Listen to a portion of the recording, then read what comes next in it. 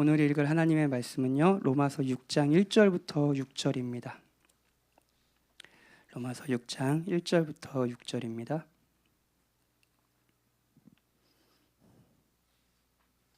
다들 한 주 잘 지내셨어요? 예. 식사는 다 맛있게 하고 항상 하는 인사 별 뜻은 없습니다. 6장, 로마서 6장 1절부터 6절이에요. 예, 우리 교독하도록 합시다. 제가 먼저 읽을게요. 그런즉 우리가 무슨 말을 하리요? 은혜를 더하게 하려고 죄에 거하겠느냐?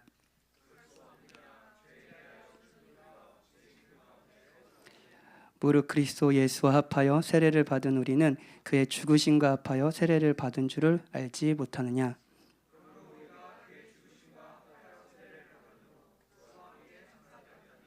이는 아버지의 영광으로 말미암아 그리스도를 죽은 자 가운데서 살리신과 같이 우리로 또한 새 생명 가운데서 행하게 하려 함이라.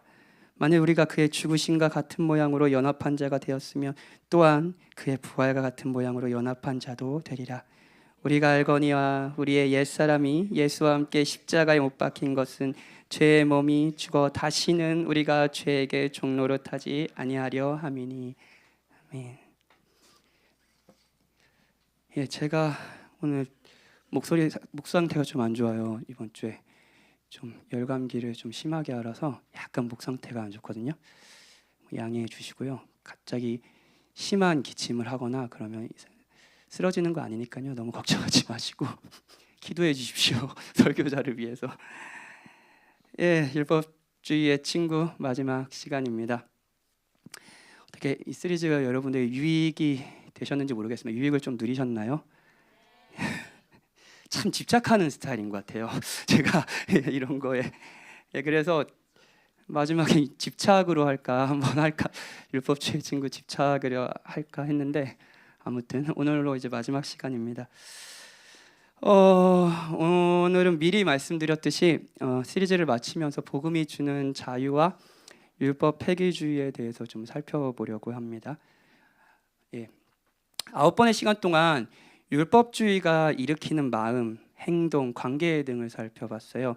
이 설교 시리즈가 만약 여러분과 저에게 좀 좋은 영향을 주었다면 이거 진짜 바라는 건데요. 율법주의라는 이 세계관이 생각보다 내가 기존에 생각했던 것보다 진짜 많은 것에서 이제 내 안에서 있구나라는 생각을 하게 됐으면 참 좋겠습니다. 자연스럽게 했던 질투, 위축, 편견, 과시, 과장 이런 것들이 사실은 그냥 당연한 것이 아니라 율법주의라는 세계관에 있다는 걸 깨닫는 것이 이번 시리즈의 1차 목표였습니다. 이런 면에서 이 설교 시리즈는요, 사실 뭐를 다루냐면요, 율법주의가 가지고 있는 지배력을 다루는 설교 시리즈입니다. 이 부분을 조금 더 생각해 볼까요? 좋든 싫든 간에 여러분은 어떤 지배력 안에 있습니다. 지배력 안에 있어요. 자, 회사 생활을 하시는 분들은 잘 아실 거예요. 리더의 지배력 아래에 있습니다. 그렇죠? 리더가 어떤 생각을 갖고 있는지, 어떤 마음으로 회사를 경영하고 어떤 마음으로 회사 사원들을 대하며 회사라는 공동체를 이루고 싶은 공동체를 통해서 이루고 가고 싶은 것이 궁극적으로 무엇이냐에 따라 여러분의 업무가 결정되기도 하고요, 복지가 결정되기도 하고요, 여러분의 생각도 달라지겠죠. 직장생활하는 생각도요. 그렇죠? 만약 CEO가 회사를 운영하는데 이윤을 내는 게 목적이다. 모든 회사는 한편으로 그렇긴 한데 이게 그냥 가장 아주 우선순위의 목적이다라고 하면 적절한 인재를요 최대한 싸게 사용하여 최대한 많이 일하게 하는 것이 목적일 겁니다. 그렇겠죠? 예. 그리고 여러분은 이런 경영 방식에, 이런 리더의 생각에 지배를 당하며 회사 생활을 하고 있을 겁니다. CEO의 눈치를 계속 보겠죠. 그리고 업무 평가로 위축되기도 하고요, 자만하기도 하겠죠. 동료들과 끊임없이 경쟁할 것이고요. 경쟁에 살아남으면 성취감 때문에 막 사람들에게 자랑하고요. 살아남지 못하면 열등감에 빠질 겁니다. 동료애 없습니다. 그렇죠? 자, 지배입니다. 지배. 열등감, 성취감, 위축, 경쟁 이런 것이 눈에 보이는 행동이에요. 그리고 이 모든 것은요, 이런 행동들, 이런 마음은요, 이런 문화는요, 어떤 지배에서 일어나는 거죠. 무슨 말씀인지 아시겠나요? CEO의 지배겠죠. 마찬가지입니다. 우리가 살펴봤던 질투, 위축, 편견, 거래하는 관계, 은혜를 싫어하는 것, 과시, 사랑하지 못하는 것, 받지도 못하는 것, 승부욕, 나름대로 예수님을 정의하는 것, 이 모든 것은 그냥 이제 보이는 행동이고 보이는 마음일 수 있지만 어떤 지배에서 일어난다라는 거예요. 율법주의죠. 자신의 선함을 매개로 하나님과 관계를 맺는다는 세계관, 나의 소유와 성취, 관계 이런 것들이 나의 가치라고 생각하는 세계관은 실제 우리 마음과 생각과 행동을 장악하고 지배합니다. 싱클레어 퍼거슨은 온전한 그리스도라는 책에서 이런 말을 합니다. 율법주의적인 기질에는 많은 얼굴이 있다. 때로 이 기질은 하나님을 섬기는 가운데서도 드러난다. 다른 사람들, 재능, 경험, 준비가 나보다 부족한 사람들이 교회에서 높은 자리를 받고 자신에게는 아무런 자리로 돌아오지 않으면 화를 낸다. 이때 우리를 화나게 만드는 것은 하나님의 은혜다. 내면 깊은 곳에서 공로의 가치에 따라 은혜를 받아야 한다고 생각하기 때문에 이런 대우를 견디지 못한다. 우리는 이전까지 보여준 충성스러운 섬김에 대한 보상이나 인정으로서 은혜 받는 것을 마땅하다고 생각한다. 작은 일에 충성한 사람이 더 많이 받아야 한다는 것이다. 모든 형태의 질투, 하나님이 단들이 주신 것에 대한 시기, 하나님의 선물을 아버지가 순수한 기쁨으로 주시는 선물이 아니라 성과에 대한 보상으로 보는 것 등은 율법주의에 간염되어 있다는 증거다. 이는 자신의 정체성과 가치를 그리스도와 공로를 따지지 않고 주시는 은혜가 아닌 성과와 인정에서 찾는다는 뜻이다. 지배예요. 율법주의라는 이 세계관이 우리의 생각과 마음, 우리의 신앙의 형태 이런 것들, 직장 생활에서 어떻게 생활하는지, 어떤 관계를 맺는지를 지배하고 있는 거죠. 사랑하는 여러분, 여러분이 이번 한 주 다른 이가 잘 나가는 것이 너무 질투가 나고 꼴이 보기 싫었다면 이건 당연한 것이 아닙니다, 여러분. 질투하는 이유가 있어요. 이번 주 화나는 일이 있었나요? 여러분 막 분노하게 하는 일? 우리는 그냥 화를 내지도 않습니다. 이것 역시 무엇이 우리를 지배하고 있는가에 대한 결과일 뿐입니다. 우리는 그냥 승부에 집착하는 것도 아닙니다. 우리가 지는 것을 그토록, 제가 정말 저는 지는 거 진짜 싫어하거든요. 탁구. 예. 그토록 싫어하는 이유가 있습니다. 예. 우리가 경건 생활을 하면서도 화가 나는 이유가 있습니다. 그냥 거짓말을 하는 것도 아니고 과장과 과실 속에 사는 것도 이유가 있습니다. 위축되어 아무것도 안 하는 것 역시 이유가 있어요. 이 모든 것이 우리가 어떤 지배를 받고 있는지를 보여줍니다. 율법주의는 실제로, 정말이에요, 실제로요, 지배력이 있고 우리를 지배해버려요. 이 지배력이 엄청납니다. 갈라디아서는 바울이 1차 전도 여행을 했던 갈라디아 지방, 이제 지방 이름이거든요. 지방에 있는 교회에 쓴 편지입니다. 바울은 갈라디아 지역에서 이제 1차 전도 여행 때 아주 복음을 전했어요.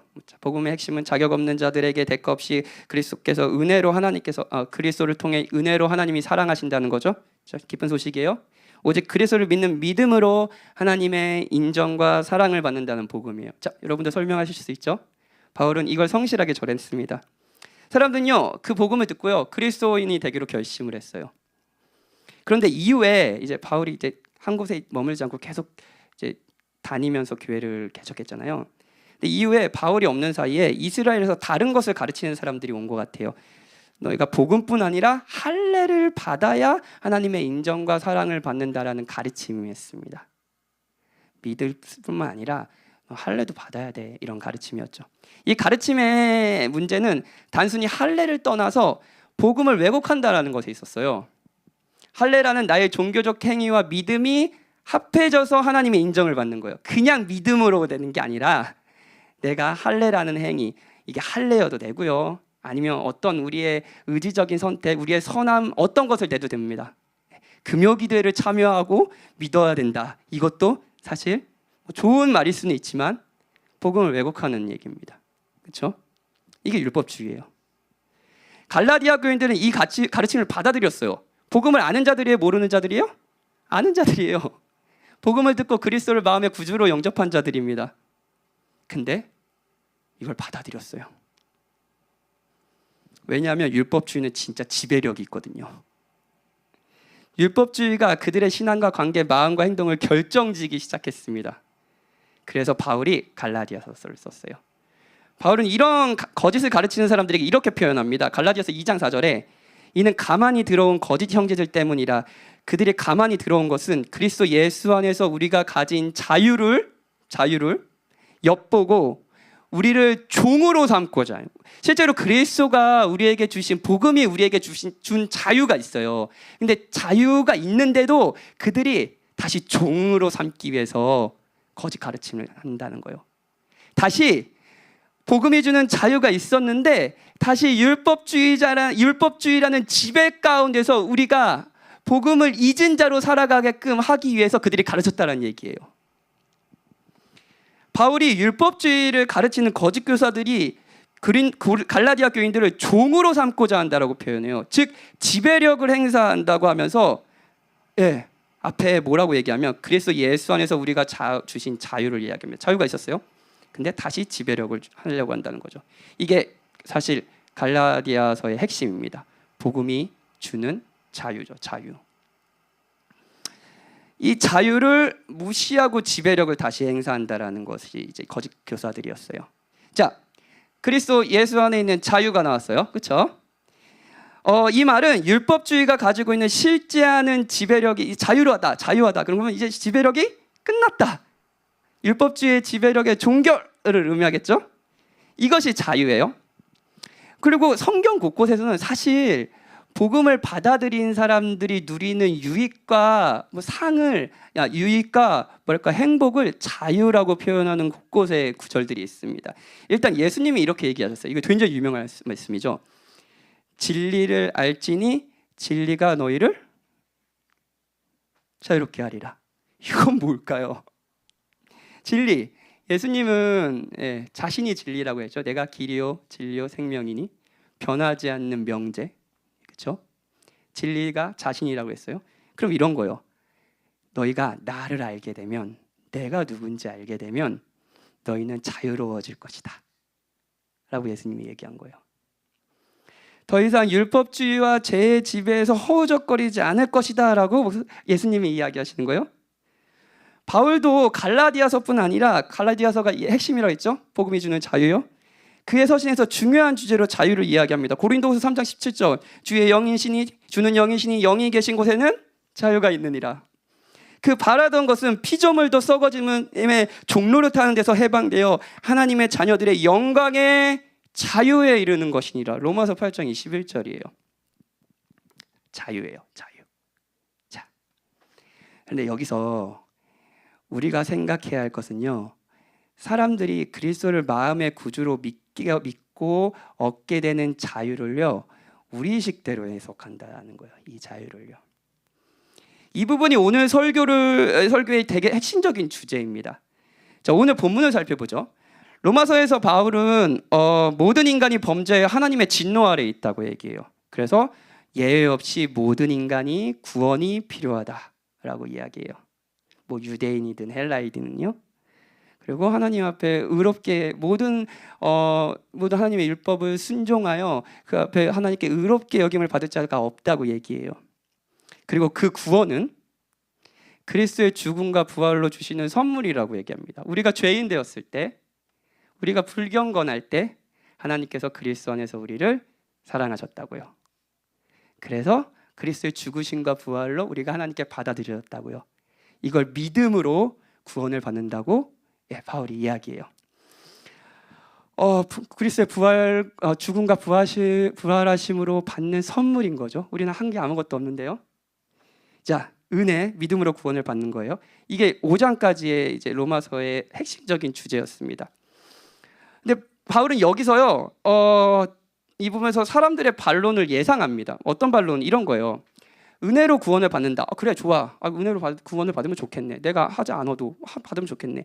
그러면 사람들이 계속 더 죄를 짓고 하나님을 사랑하지 않고 막 지 멋대로 살고 하지 않겠어?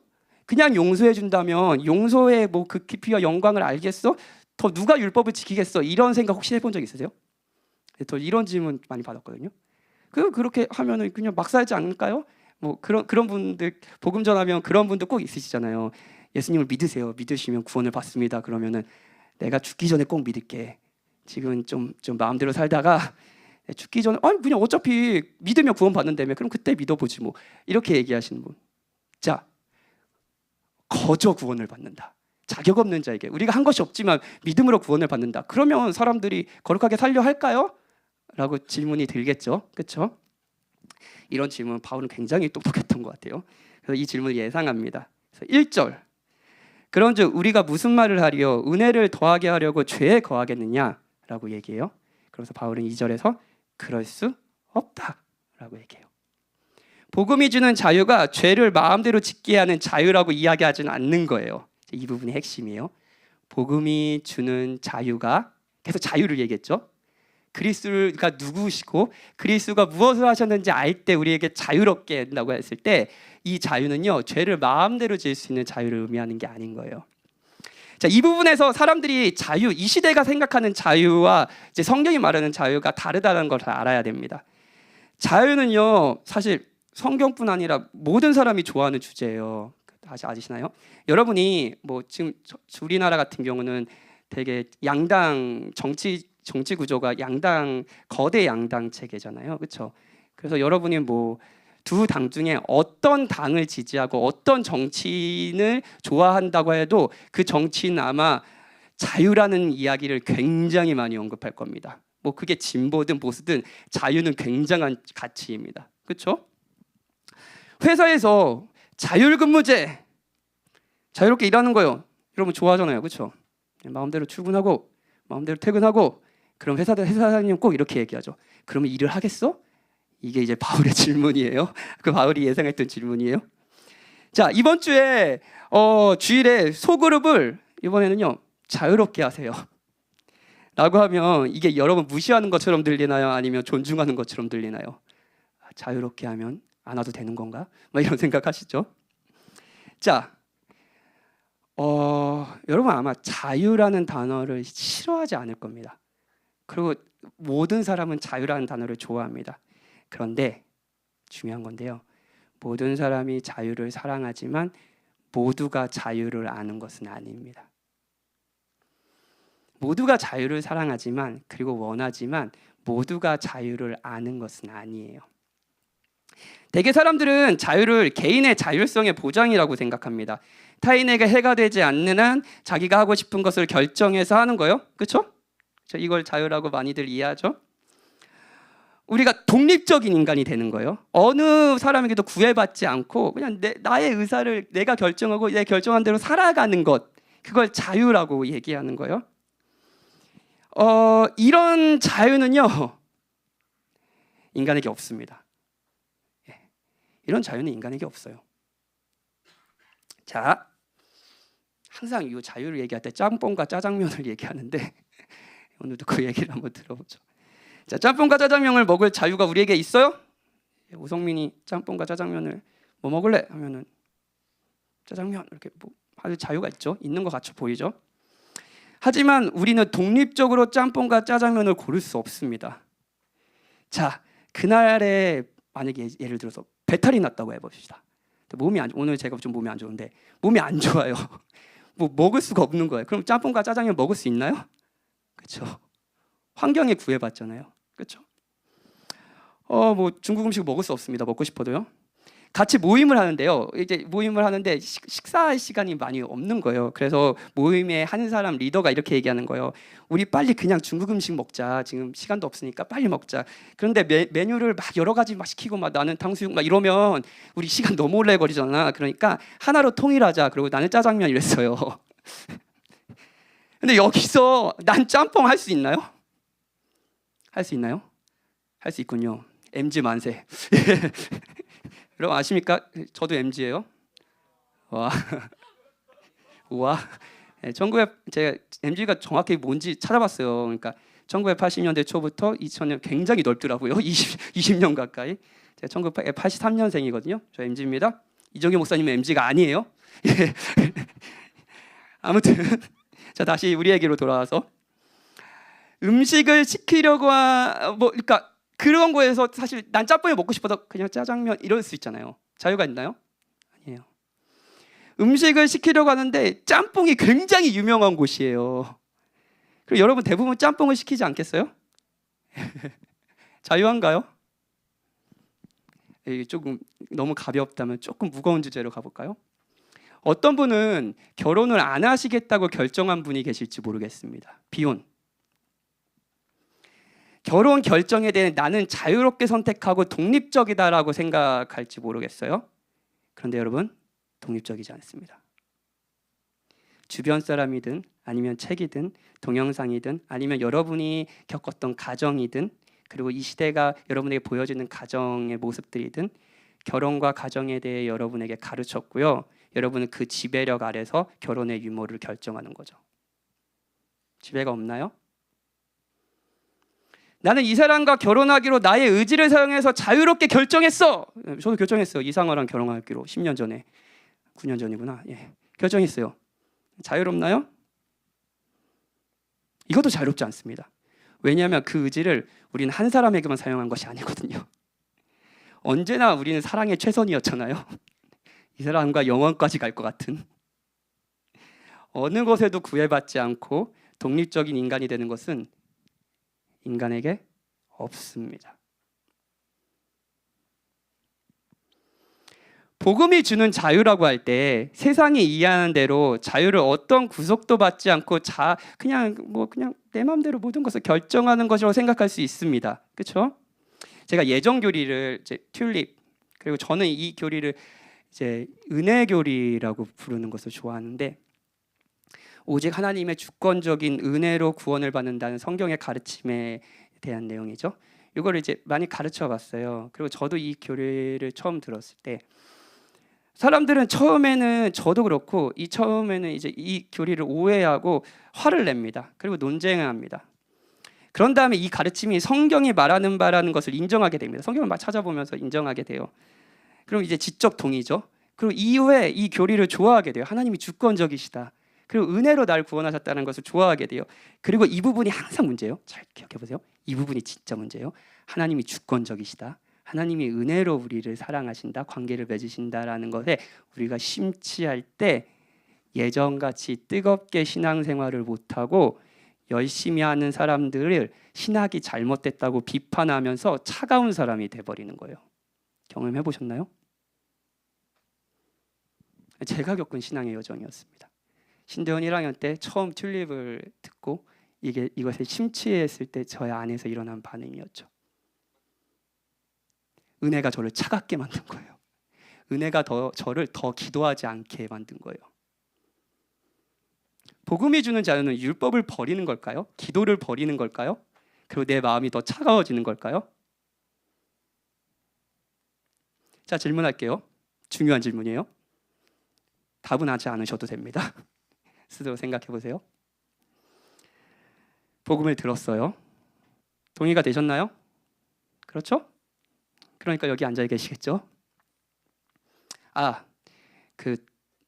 오늘도 제가 금요기도회 때마다 10시 반부터는 설교를 듣거나 아니면은 뭐 여러 상황 속에서 저랑 좀 대화를 나누고 싶은 분, 질문이 있으신 분들은 10시 반부터 제 방으로 찾아오시면 됩니다. 제가 문을 활짝 열어놓고 있습니다. 항상. 예. 다시 돌아가서 복음이 동의가 되셨으니까 여기 앉아 계시겠죠? 예. 복음이 동의가 안 되면 저에게 찾아오세요. 저희 교회에서 신앙생활하면서 여러분들이 좋은 점은 무엇입니까? 기존의 다른 교회에서 신앙생활할 때보다 저희 교회에서 신앙생활, 대부분의 사람들이 이렇게 얘기합니다. 복음을 알게 되었다고요. 그리고 만족합니다. 여러분도 그러신가요? 율법주의 친구 시리즈 설교 좋으셨나요? 집착이에요? 왜 좋으셨나요? 역시 복음이 담겨 있기 때문인가요? 자, 좋습니다. 복음을 들었고요. 복음을 받아들였습니다. 그런데요, 복음을 누린 이후에 여러분의 삶이 율법과 더 멀어지는 건 아닌가요? 더 기도하지 않고, 더 하나님을 사랑하지 않는 거예요. 더 마음이 차가워지는 거예요. 더 게을러지고 여전히 자기만을 알고 사는 거예요. 그렇다면 저와 여러분은 변화된 것이 아닙니다.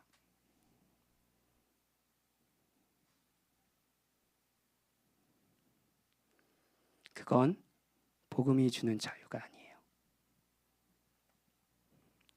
우리는 자유로운 것이 아니라 여전히 율법주의의 지배를 받고 있는 겁니다. 싱클레어 퍼거슨의 이야기를 계속 들어볼까요? 믿음으로 완벽하게 의로워진 사람은 율법을 지키고 선한 일을 하려고 애쓸 필요가 없다는, 이게 율법 폐기주의죠. 율법 폐기주의의 원칙은 사람의 부패한 본성에 율법주의가 깊이 박혀 있다라는 확실한 증거다. 믿음으로 진정으로 그리스도 안에 나오기 전에는 율법적인 성향이 여전히 그의 안에서 다스릴 것이다. 지배력이에요. 그가 어떤 모습을 하고 있든 종교 안에서 어떤 원칙을 따르든지 상관없다. 율법 폐기주의에 빠져도 그의 안에는 여전히 율법주의적인 정신이 흐르고 있다. 그 정신은 언제나 노예와 같고 불경건한 정신이다. 불경한 정신이다. 자, 율법주의는요, 자신의 선함을 매개로 하나님의 인정과 사랑을 받는다는 세계관이라고 말했어요. 누차 말했죠. 율법을 지키는 이유가 뭔가요? 분명합니다. 신의 인정이에요. 하나님의 인정이에요. 하나님께 사랑을 받는 거예요. 신의 인정을 받음으로써 자신이 가치 있는 사람이 되는 거예요. 이게 율법주의예요. 저 사람과는 다르게요. 기도하지 않는 저 사람과는 다르게. 이것이 율법주의예요. 하나님은 그저 거래를 하시는 분입니다. 하나님께서 원하는 것을 내가 하고요. 율법. 그게 싫든 좋든요. 그리고 하나님은 내가 원하는 것을 주시면 됩니다. 중요한 건 이 안에, 잘 들어주세요, 하나님을 사랑하는 마음이 없다는 겁니다. 하나님을 원하지도 않는다는 거예요. 율법주의예요. 율법 폐기주의는 하나님의 인정을 받는데 율법이 필요 없다고 이야기합니다. 하나님은 자격 없는 자를 은혜로 인정하신다면 복음을 기뻐합니다. 복음을 기뻐해요. 왜냐고요? 거래가 끝났거든요. 거래 끝났어요. 받을 거 다 받았어요.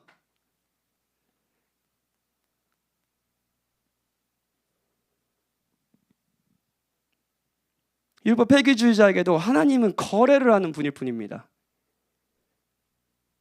내가 원하는 것을 주시는 분이에요. 구원이든 인정이든 사랑이든요. 그런데 하나님은 내가 아무것도 안 해도 그걸 주신대요. 그러면 거래 끝 아닌가요? 더 이상 하나님 필요한가요? 하나님을 더 이상 볼 필요 있나요? 이게 율법 폐기주의입니다.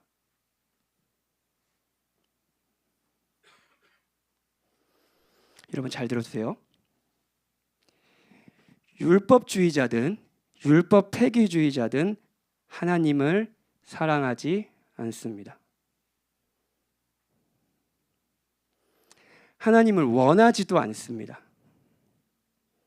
여러분이 하나님께 인정을 받기 위해 온갖 선한 행위를 하며 율법을 지키고 있든 하나님이 그리스도 안에서 인정을 해주셨다는 안도감에 게으르고 여전히 자기중심적이고 비판적인 신앙생활을 하고 있던, 중요한 건 여러분과 제가 하나님을 원하지 않는다는 겁니다. 이건 성경이 말하는 바 자유가 아니에요. 여전히 율법주의의 지배 아래 있는 거죠. 지독하지 않습니까, 여러분? 지독하지 않습니까? 율법을 행하는 것도 행하지 않는 것도 이 지배력이에요. 바울은 은혜를 더하게 하려고 죄에 거하겠느냐라는 질문에 그럴 수 없다라고 대답합니다. 그리고 이어서 이런 말을 하죠. 죄에 대하여 죽은 우리가 어찌 그 가운데 살리요? 죄에 대해 죽었다고 합니다. 조금 더 살펴볼게요. 세례 이야기가 나옵니다. 4절이에요. 지난주에 우리 목사님과 세례 이야기를 들었죠.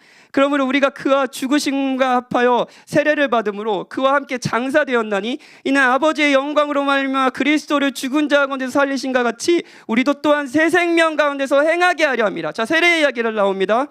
자, 이번 주에도 또 목사님이 주일 오전에 아마 세례 이야기를 주로 하실 것 같아요. 세례는 죄인이 죄 씻음을 받는 예식입니다. 그렇죠? 뭐 처음에는 이방인들이 하나님을 구주로 믿었을 때 이방인들에게 하는 예식이었지만 이제 세례 요한은 유대인 너희들도 세례를 회개해야 된다라고 하면서 세례를 줬죠. 자, 예수님은 근데 회개는 뭘까? 세례를 받는다는 것, 그가 자기가 죄인이라는 것을 대중 앞에서, 회중 앞에서 공표하는 거잖아요, 그렇죠? 근데 예수님은 죄인이 아니었습니다. 그런데 세례를 받으셨죠. 이건 예수님이 죄인의 대표가 되신다는 의미예요. 죄인의 대표가요. 예수님이 저와 여러분의 대표가 되셨어요. 우리의 소속을 바꾸셨어요. 조금 더 와닿게, 이 표현은 전 정말 좋았는데, 이 그리스도와 연합이란 표현에서 이 표현을 되게 좋아하는데, 우리가 결혼하셨어요. 결혼을 하면은, 저도 결혼했지만 많은 부분이 엮입니다. 조금 더 이제 뭐랄까요, 뭐 경제적인 상황도 엮이고요, 감정도 엮이고요, 남편의 죄에 대한 죄책감도 사실 아내가 느끼기도 하고요. 이게 따로 설명할 수가 없는 거예요. 이렇게 엮여 버려요. 그리스도가 그렇게 우리와 엮으셨다라는 게 그리스도와의 연합이라는 교리입니다. 그리스도와 우리가 엮이셨어요. 한 몸이 되셨어요. 이것이 그리스도가 세례를 받은 이유예요. 그래서 그리스도의 죽음은요, 단순한 한 사람의 죽음이 아니라 그분과 엮이신 우리의 죽음이 되었어요. 그리스도는 자신의 아내를 위해 아내가 받을 영원한 형벌을 대신 받으셨습니다. 하나님의 형벌이 우리의 남편에게 내려졌고요, 우리도 그때 죽은 것입니다. 그리고 그리스도가 다시 살아나셨죠. 이유는 그분과 엮인 우리 모두가 새로운 생명을 가운데 행하려 하려고 하시는 거예요. 예전에 죄를 사랑하며 죄 가운데 사는 삶이 종결되고요, 이제 하나님을 원하고 하나님을 사랑하는 삶을 살게 하시기 위해 그리스도가 부활하셨다라는 거예요. 이게 새 생명이잖아요. 이게 그리스도가 우리를 위해서 죽고 부활하셨다라는 의미입니다. 여기에 자유가 있어요. 성경이 말하는 바 자유는요, 우리 마음대로 내가 하고 싶은 대로 다 사는 뭐 독립성을 이야기하는 것이 아닙니다. 성경은 이 자유를 죄라고 얘기해요. 이런 자유를요, 하나님으로부터의 독립을요, 죄라고 얘기해요. 아담과 하와가 지은 죄가 뭐예요? 바로 이거잖아요. 내가 스스로 하나님이 되겠다, 하나님과 독립되겠다, 하나님이 필요 없다라고 선택한 거였잖아요. 그렇죠? 이 자유는 성경에 말하는 바 죄 아닌가요? 성경이 말하는 바 자유는요, 하나님을 사랑하지 않던 자들이 그래서 율법을 행하면서도 하나님을 사랑하지 않고 다른 동기로 율법을 행하는 자들이, 하나님을 사랑하지 않기에 그분이 명령하신 율법도 사랑하지 않는 자들이 하나님을 사랑함으로 그분이 요구하시는 삶을 기꺼이 살아가고 하나님을 기뻐하는 삶을 산다는 것을 의미합니다. 억지로가 아니라 자원하는 마음으로, 기뻐하는 마음으로, 기꺼이 그 행동 자체를 즐기는 마음으로 사는 거예요. 이게 자유예요.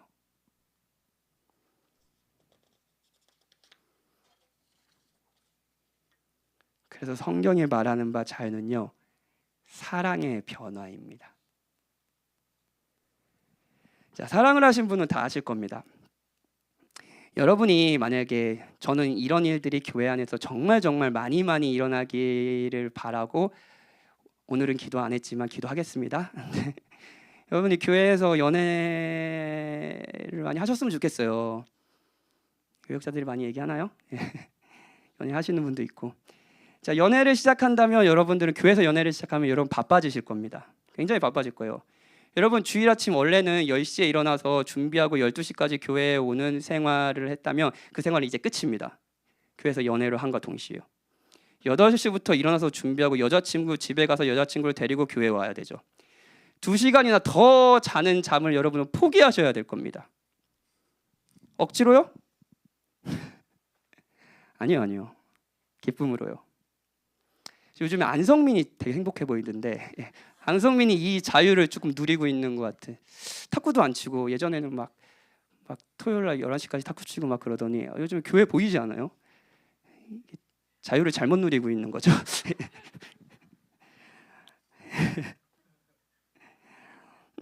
여러분이 누군가를 사랑하면 전에 하지 않았던 어떤 일들을 하고 있는 자신을 발견할 겁니다. 저는 연애 때요, 되게 오래됐네요.